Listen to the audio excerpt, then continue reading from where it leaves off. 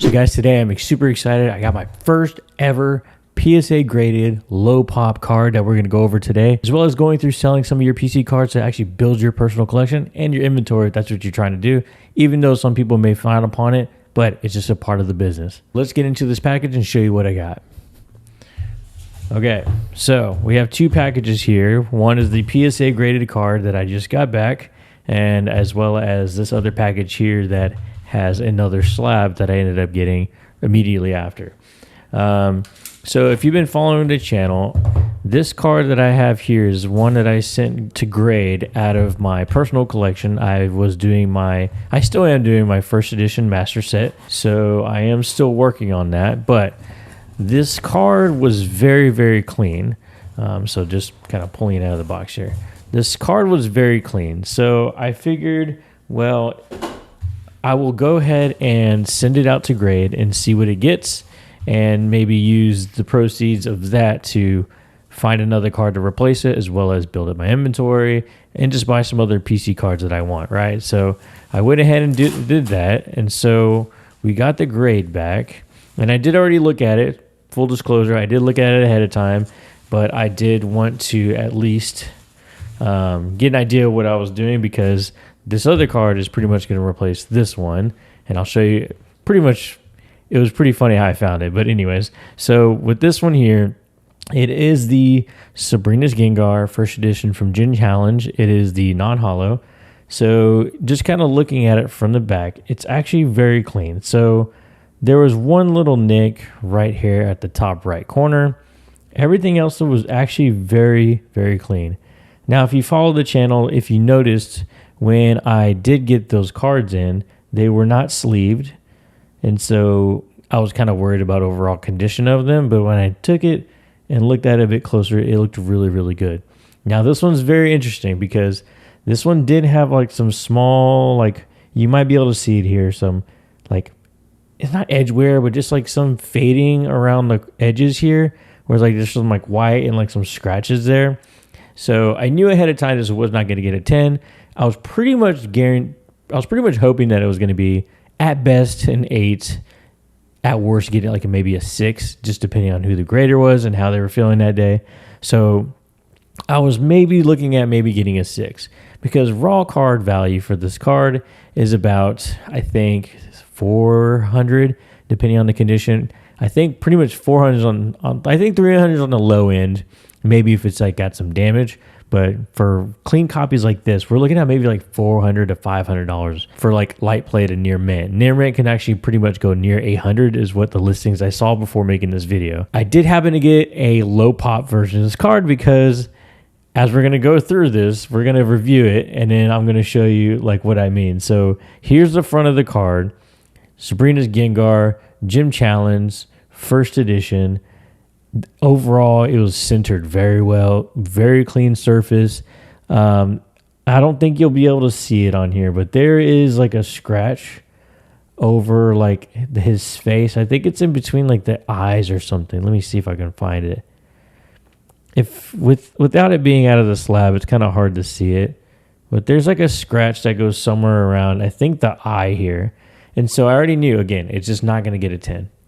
But I was not anticipating what happened, and it's a super niche grade, and I think it's so funny, but here we go.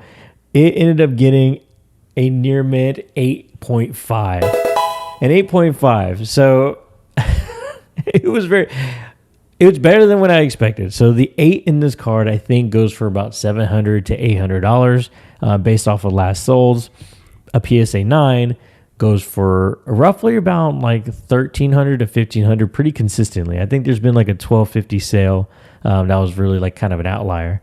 But I have a Pop 11 Sabrina's Gengar first edition 8.5. It is a 16 cert, so I was kind of interested too. When I started, I was kind of, well, not interested, I was concerned because a lot of people that were getting 16 cert cards were having that sleeved thing in the back.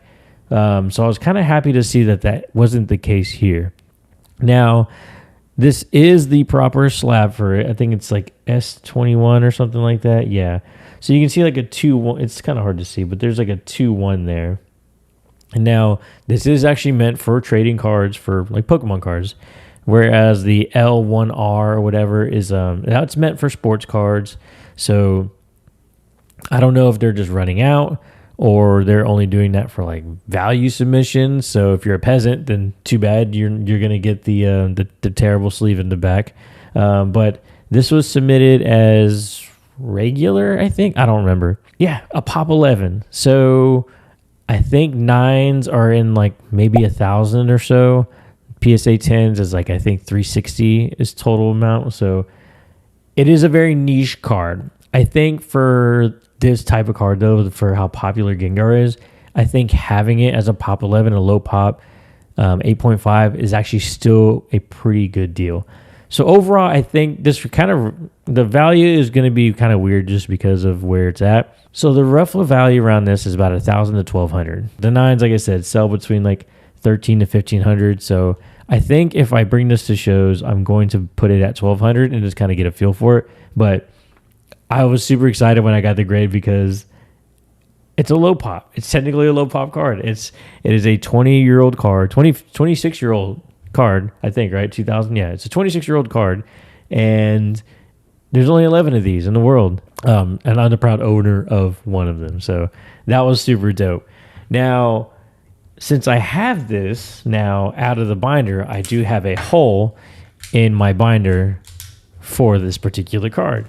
So what I ended up doing is, and the reason why I looked up the grade is because I needed to know whether or not I needed to replace it and what I was going to replace it with. Well, literally the day after I got the grade revealed to me, I ended up going on eBay trying to find a replacement.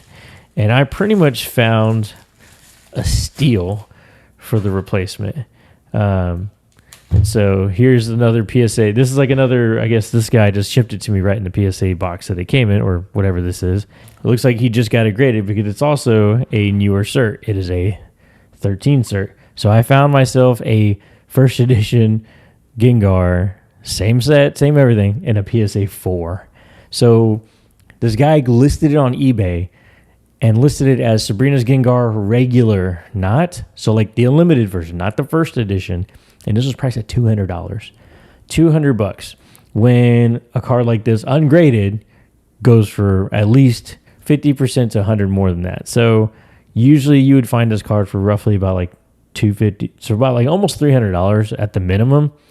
I got it for $200, and so you might be able to see quite a bit of it. So it's got edge wear for sure. So like the surface, the back's not super clean, right? Like there's edge wear on the sides, the corners are all kind of messed up, and there's like some scuffing, and there's some like little, black, like some little pieces of mold and stuff. So just pretty much gonna crack this open and clean it up.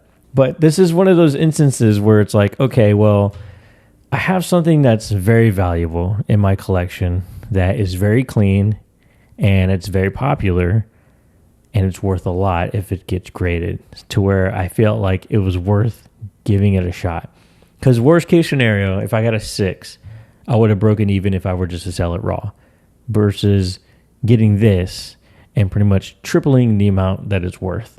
And so, and also just having a nice piece for the card shows now, because I've never owned anything like this and I couldn't be happier. This is super cool. And I never wanted to get into grading for this, for like the main driver of my business, but it makes financial sense, right?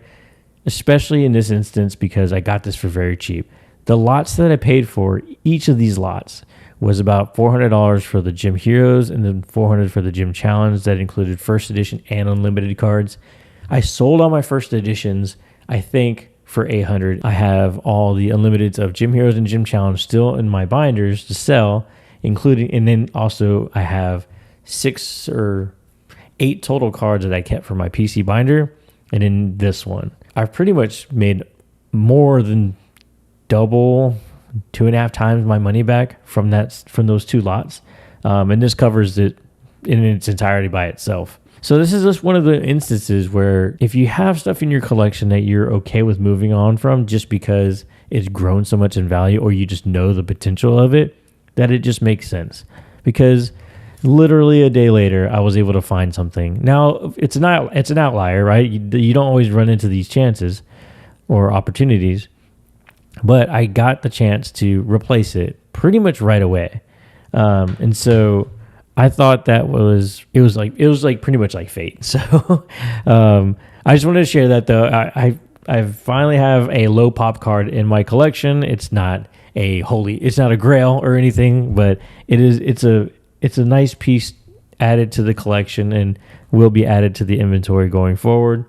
And it is just, like I said, it's just pretty nice to be able to find a good replacement for it for way less than what I was expecting, because I was thinking that I was going to have to drop $300 or $400 or just have it an empty spot in my binder for a long time. But I'm glad I got this. That's about it. Thanks for tuning in. I just wanted to share that opportunity with you guys. Let me know down in the comments below what you think. And if there's pieces of your collection that you are thinking of parting ways from, just because it's just grown so much over the past 1 to 2 years. Thanks again. Thanks for tuning in. I appreciate you guys, all your support. But please like, comment, subscribe. Let me know how things are growing for you guys. It does go a long way to help the channel. So appreciate it again, and I'll see you guys next time.